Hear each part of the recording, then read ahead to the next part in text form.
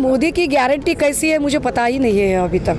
हे लोक म्हणतायत मोदीची गॅरंटी, पण मोदीची गॅरंटी म्हणजे ज्यांच्यावर सिंचन घोटाळ्याचे आरोप केले आम्ही त्याला DCM करू, याला ते मोदीची गॅरंटी म्हणतात की ज्या यवतमाळमधल्या भावना गवळींवर माफिया, डॉन, भ्रष्टाचार वगैरे वगैरे असे आरोप सोमय्यांनी केले तिलाच आम्ही बहीण बनवू, अशी मोदींची गॅरंटी आहे की ज्या हसन मुश्रीफ, प्रताप सरनाईक, यशवंत जाधव यांच्यावर ढिगाने भ्रष्टाचाराचे आरोप झाले किंवा ज्या संजय राठोडबद्दल अत्यंत आक्षेपार्ह भाषा की जी भाषा मी उच्चारूही शकत नाही अशी भाषा भाजपच्या अक्रस्थळ्या बायकांनी वापरली, त्या संजय राठोडांना पुन्हा सत्तेच्या पंक्तीत सामावून घेणे ही मोदींची गॅरंटी आहे का?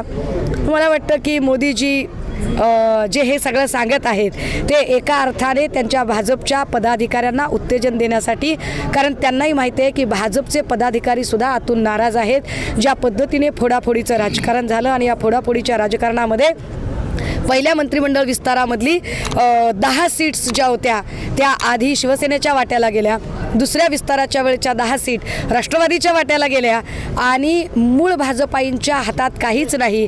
त्यामुळे केशव उपाध्ये, माधव भंडारी यांच्यासारख्या निष्ठावंत लोकांबद्दल आम्हालाही वाईट वाटतं आणि अशा निष्ठावंत लोकांमध्ये नाराजीची लाट येऊ नये, त्यांनी बंडाचा झेंडा फडकावू नये, म्हणून मोदीजी अशा पद्धतीने बहला फुसलाकर बोल सकते हैं, उसमें क्या। किरीट सोमय्याला तुम्ही राजकारणातील प्रत्येक अचूक बातमीचे सर्वात आधी अपडेट्स मिळवण्यासाठी सरकारनामाच्या सर्व सोशल मीडिया प्लॅटफॉर्मला लाईक, फॉलो आणि सबस्क्राईब करा। तसंच सर्व नोटिफिकेशनसाठी बेल आयकॉन प्रेस करायला विसरू नका।